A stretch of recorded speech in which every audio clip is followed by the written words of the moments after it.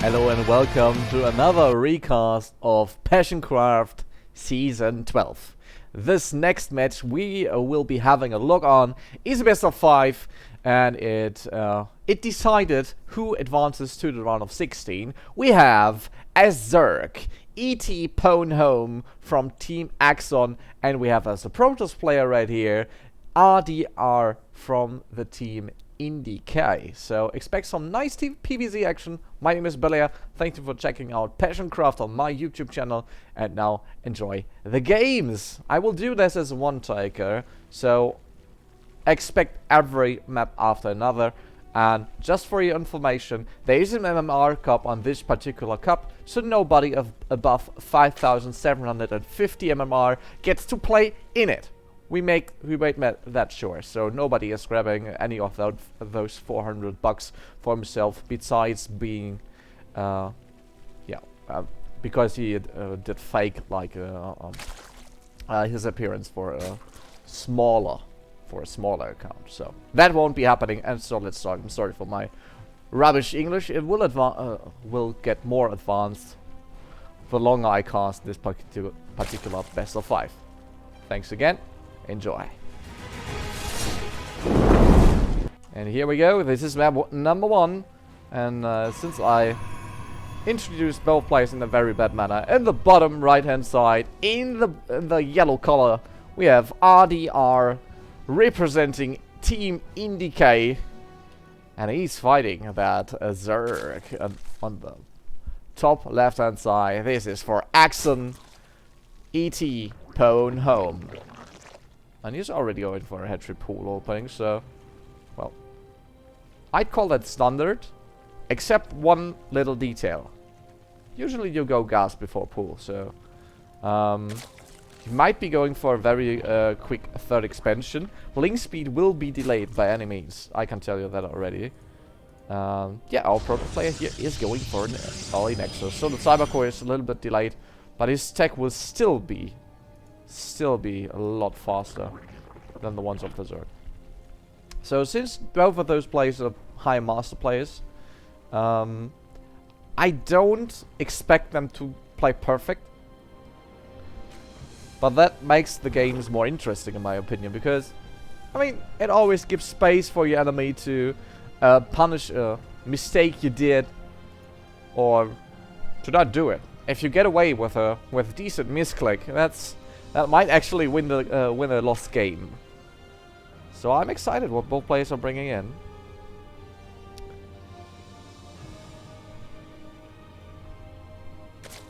Oh, we have a Stargate on the side of the Protoss.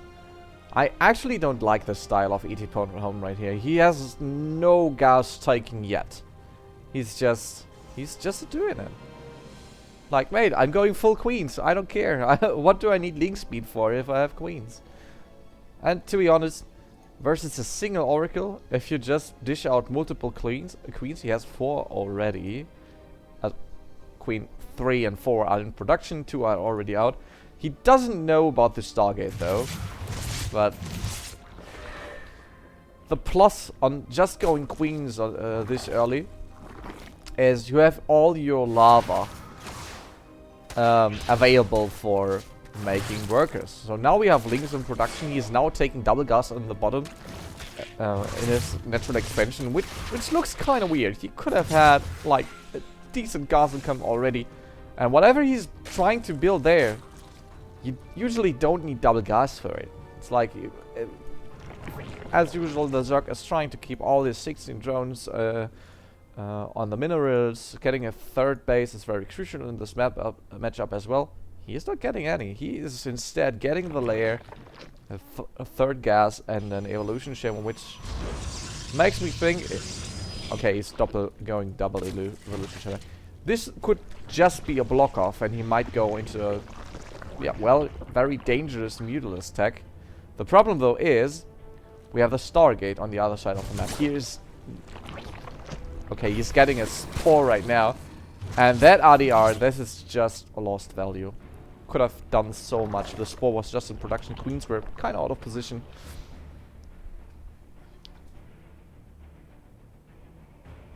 And since we saw that opening from the Protoss, I assume this Zerg will not play Mutalisk because I mean, you can dish out a lot of them from 2 bases as well.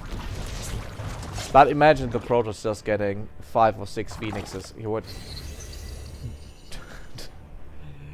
will kill your Mutalisk just too fast. It's really not worth it. So a couple of decent probe kills there.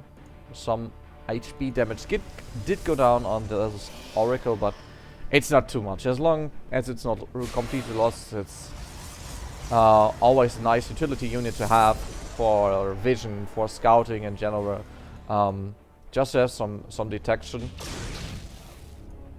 I actually like the new change, which might be coming up with the next patch, because then Revelation will just cost 25 energy, but its duration will be a little bit shorter. But then it might be a decent tool for not using observers to clear creep tumors. Because observers usually block a lot of building time in your robotics.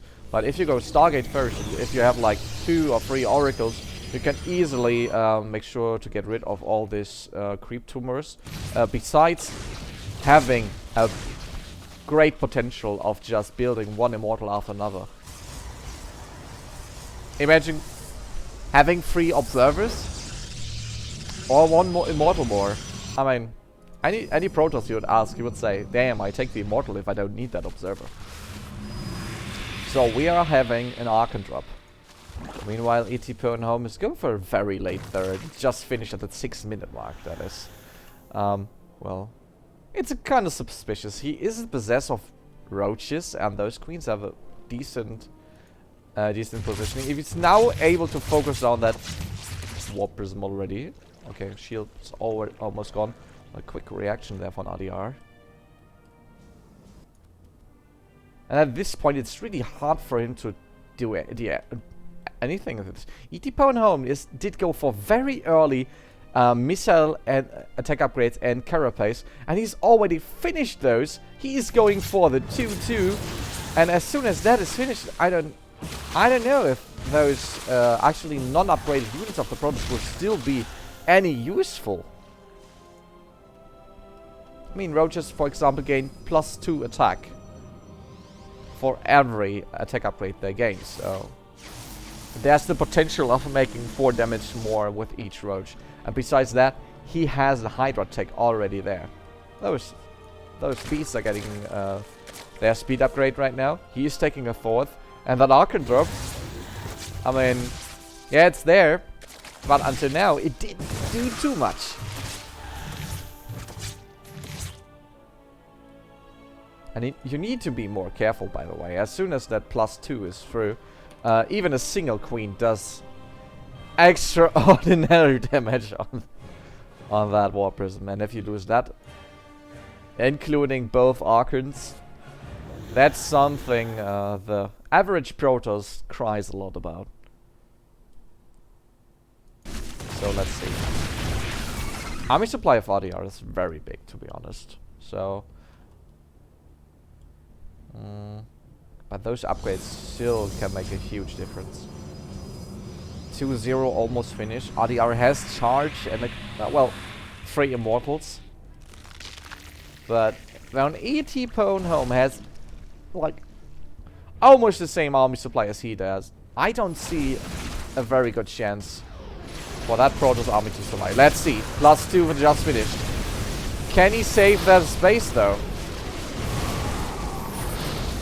As long as this warp prism is alive, there will be warp-in after warp-in, and those drones are partly getting pulled aside. Very nice force fields here out of ADR. He killed 20 probes right there. Can those Zerg units maintain a stable point right here? Guardian Shield doing a lot of work, making sure those units are not dealing as much damage as they potentially could. Archons are now plopping, but we have the next Zealot wave. Warp-in. We have 12 roaches in production for the Zerg. He is trying to kite though, having a small misclick, almost killing his own full HP roach in one shot there. And that is kind of sad to see. That's not making it easier for him to stay alive. He's now having the Protoss in the sandwich and trying to get corrosive bites on that Warp Prism, but he's not... It doesn't seem like he is using a Rapid Fire, so the Corrosive Bites come and... well, not both come at the same time. He might have even killed that Warp Prism if that would be synchronized, but IndyK ADR takes the first map to his advantage, and those upgrades, and the last... and the, well, very late hatchery. I think the main problem of ETpwnHome here was expecting a much more aggressive Protoss, but he was just playing macro. And since his third was on the 6-minute mark, oof, hard to macro all of that one. Alright. Without further ado, I'm trying to jump into the next match as fast as possible. Next map is Zen LE. And keep in mind, ADR is up 1 map already. Load it up. Thanks, PC.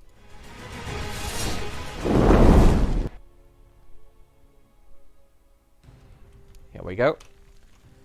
I actually like to see... I like to see Zen LE as a map. As long as I just have to cast this and don't have to play it, I really love this map because it looks so strange. You have this weird choke point in the middle of the map. Yes. You have a second choke with minerals. Yes. You have rocks and a pretty wide surface to wall for a Protoss. Where to take your third? Will you take it here on the high ground? Will you take it down here to position your army in this position and be an okay and supporting both your bases at once? ETpwnHome spawning on the top right, and ADR is spawning on the bottom left.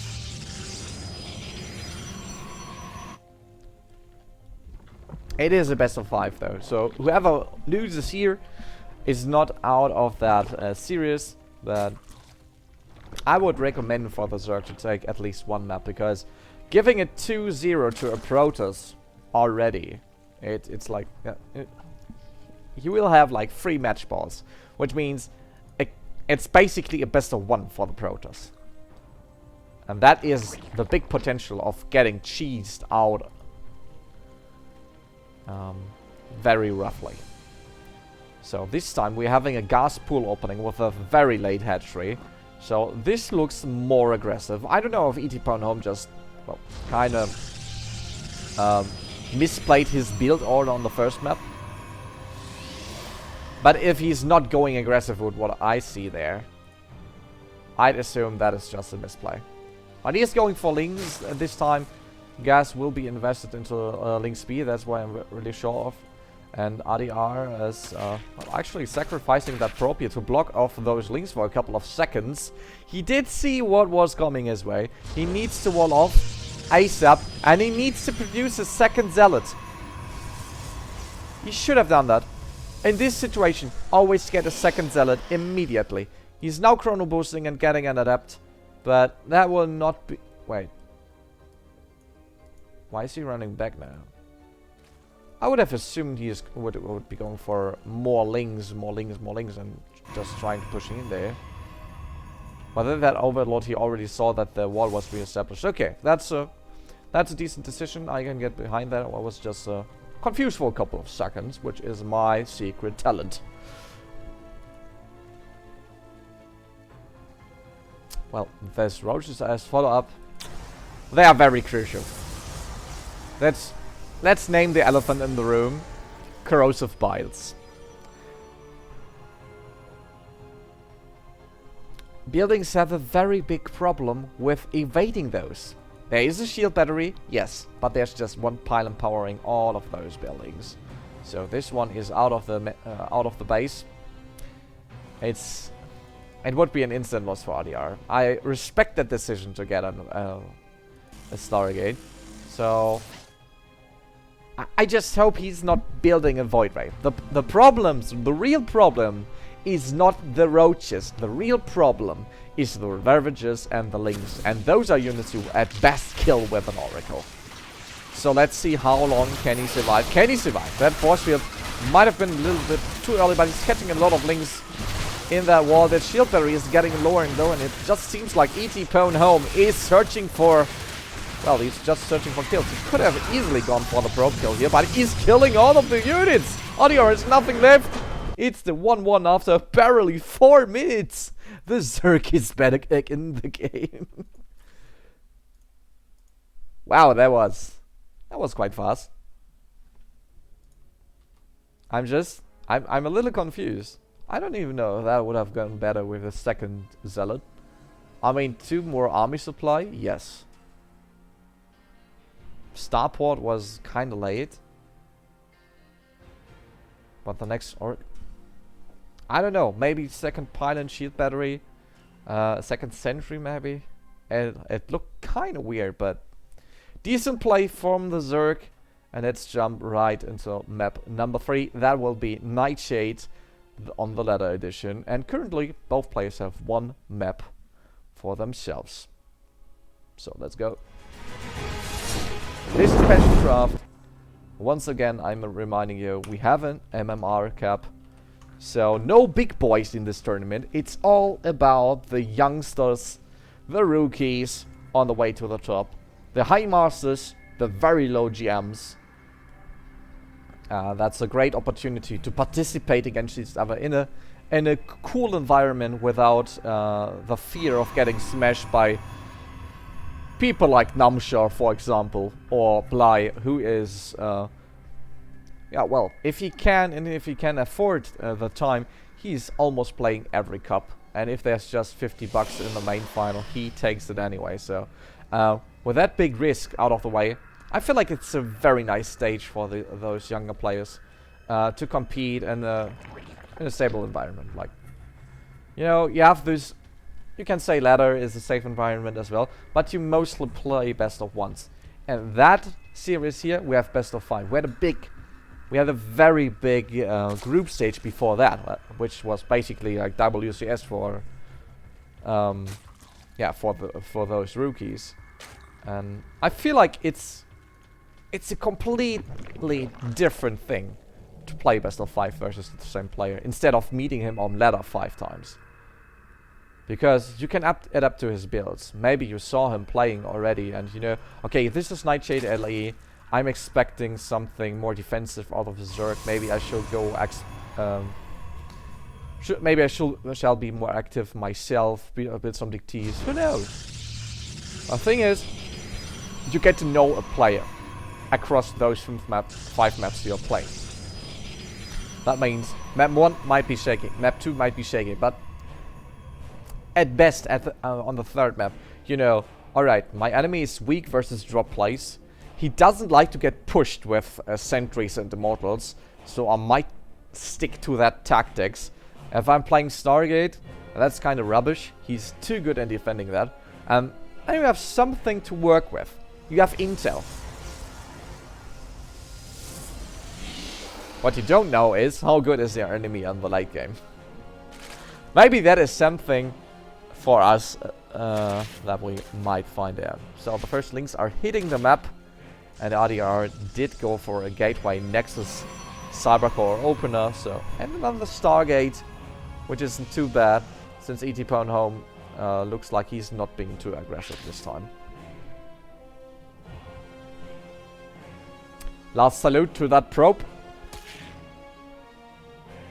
Oh, it lives! It lives!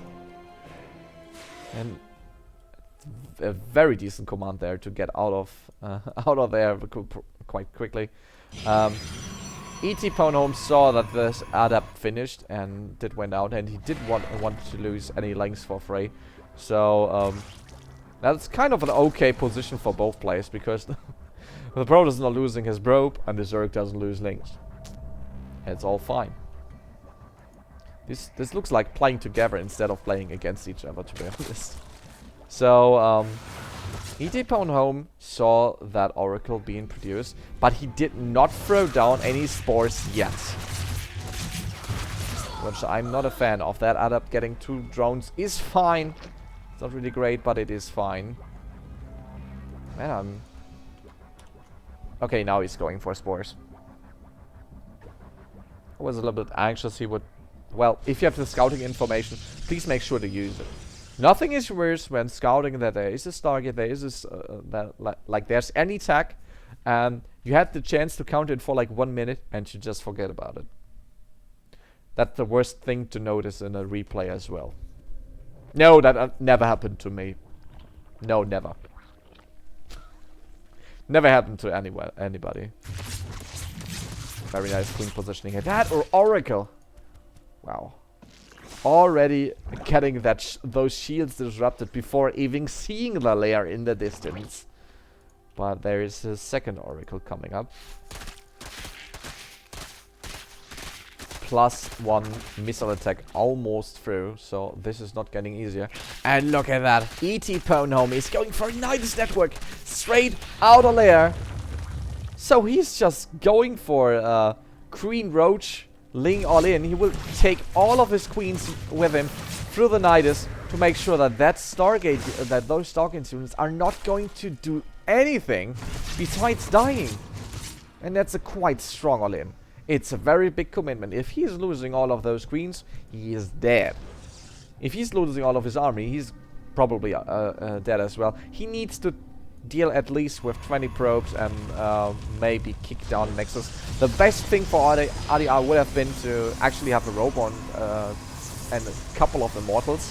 But since he hasn't, and he's just getting intel when this Nidus is popping out of the ground, I feel this is over. This will be a very tough time defending this. 4 queens are marching in his base already, and that's an instant GG. So already no macro game for us. But the Zerg is now leading after 2 very aggressive plays. And it all could end with the next map already. So let's see what that is. Match ball for ETpwnHome. IndyK ADR has to take it to Everdream LA, and he needs to do something great here. He needs that point, otherwise that best of 5 is finished already. And I'm excited what we are going to see. So ETpwnHome, he seems to be very good with those aggressive pushes, because the scouting work of ADR it's really not that great. So let's see. 2 points for him, for Team Exon. ETpwnHome. Can he finish this best of 3 right now? On the top right hand side, we see his opponent from Team IndyK, ADR. He was really ADR, I'm sorry. Why do I see ADR? I want to say R2D2. I'm sorry for pronouncing your name wrong all the time. Man, I just want to start over right now. Did really play so well on the first map, like going macro, having that Stargate, and like really get this scouting and going and build up a decent army. But I don't know if that is. He's really struggling with this really aggressive style by his Zerg opponent. So let's see if he is going to do it better right here. Good thing for him, he's not scouting at RD4 or an early gas just yet. We can deny the pool here for a couple of split seconds. ETpwnHome had to pull another drone. Sometimes you get that value by luck, but that was forced by ADR. So he is more safe for a couple of more seconds. So he's not in need of building a zealot right now, and he needs to build us the next pylon quite soon. And whenever he's building that, that will give us a little bit of intel what he is going to build next. Some kind of inefficient what he's doing here. Could have built that pylon with the probe waiting for the assimilator to finish as well. So, but by using another probe, he might have been losing like 10 minerals. I know it's not much. I saw enough horses in this game to tip over right in front of the store. to say that those 10 minerals can be crucial. But we see a Twilight Council this time. Are we going to see a Resonating Lives build? Are we going to see Dark Templars? Are we going to see a random charge zealot all in? Which would really be bad if the Zerg, for example, would skip his roach run. The ETpwnHome seems to be going for some kind of 2-base play, like on the first map as well. The ADR is straight up checking if there's a third base, and we really see a robotics right after the Twilight Council. So, and since he's not getting no third today, and since he's not getting Resonating Lives, I assume exactly that. You need that War Prism if you want to deploy the Dark Templars right into the main. There's a big space to unload those. You could play the whole Dark Templar timing a little bit earlier, but then you have to place down a proxy gateway at some point. Here would be an okay spot. The biggest problem with that is your timing would hit earlier, but it would be so much easier for the Zerg to scout this. Talking about scouting information, there is not. ETpwnHome just knows, alright, my opponent is on the other side of the map. He doesn't even know what's going on. He's getting a lair quite early though, instead of the third base, so I assume he will be having Overseers in no time, and maybe that's an automatic counter and an automatic win for him.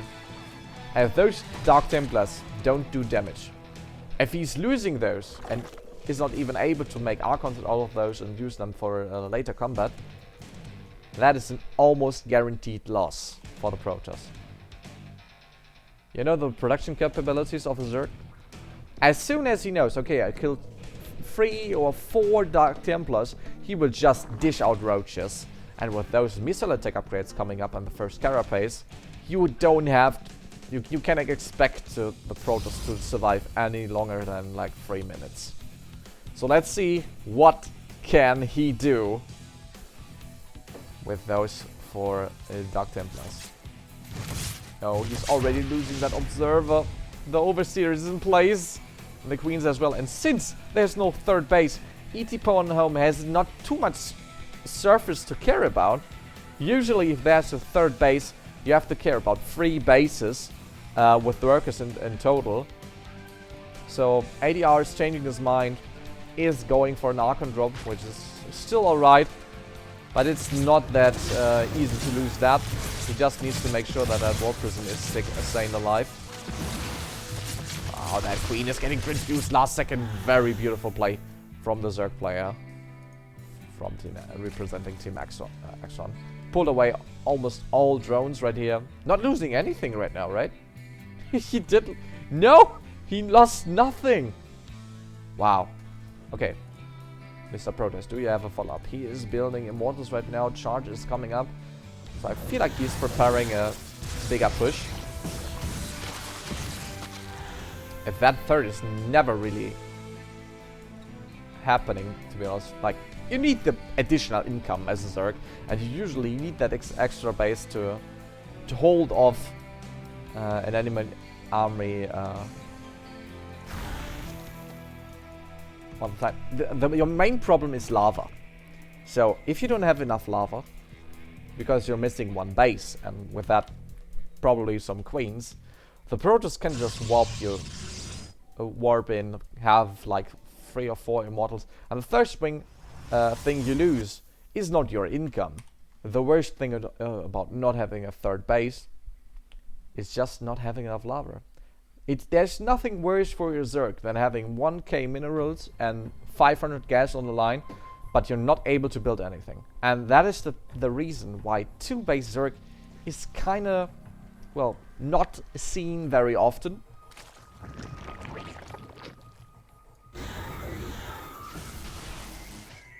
But it doesn't look like ADR is actually able to punish them. He's losing that Archon for free. Great snipe here. That shield battery. Well, if that shield battery would have had a head, it would shake it furiously right now. That was a decent pickup. He's trying to hide his roaches. Oh, Baruch just finished. And tunneling claws as well. He's no observer. Wow, that is some dirty, cheeky play. But I love it. I feel so sorry for the Protoss right now. Yes, a really big army. Let's not forget about that. But no attack upgrades at the moment. And those roaches are sneaking in while he is planning his own engagement. But look at this. There's just this base. And on the other side of the map, 12 roaches go ham. He's trying to kill as many probes as possible. That Stalker's not letting those probes out of the natural. A little bit of miss micro there. Meanwhile, he lost his third base as well. So there's no quick way for those roaches to come back. But 14 probes is already a lot. So, can ADR push through here? He is still warping zealots, but he lost so much income right now. He's basically having nothing. Just 22 workers left. 4 Immortals, 2 Archons, and a half end of zealots. That is all he got. But he's just fighting a couple of roaches and ravagers. But the main problem is, can he recover from this? He has no income right now. This is 0-0. So the next round of reinforcement of ETpwnHome, it's already there. And those Archons are too low, not getting micros. 4 Immortals are what's left over. The War Prison is getting sniped. And ADR is losing this best of 3 after he had that sufficient first map for himself. But ETpwnHome, like, catch him totally off guard on this last map. That was gorgeous to watch. I feel a little bit sorry for the Protoss because I would have assumed he's a really good macro player. He wasn't really good, particularly good in holding this strong engagements from ETpwnHome. I would almost say that she's not to build a third base that early. But that burrow tunneling claws moves with those roaches, that was gorgeous to watch. Bly approves. I'm pretty sure. If I'd show Bly this replay, he'd say, "Yeah, that's a cool guy. I like him." Where's his Twitch channel? I'd donate. Guys, that's it for this best of 5. ETpwnHome is taking it against ADR 3-1. I would have loved to see more games out of those guys, but sadly, I don't get it. Guys, thank you very much for watching. I'm sorry for my stumbling English. I need some more caffeine to prepare for the next cast, I guess. Well, thanks again for watching. Leave some feedback in the comments, and stay tuned for the next Passioncraft replay cast. And I'm just doing them like this because there's just not too much time to do them live. There's just too many tournaments around at this point of the year. So stay safe, stay healthy, and tune in next time as well. Yo, Belair, thanks for watching.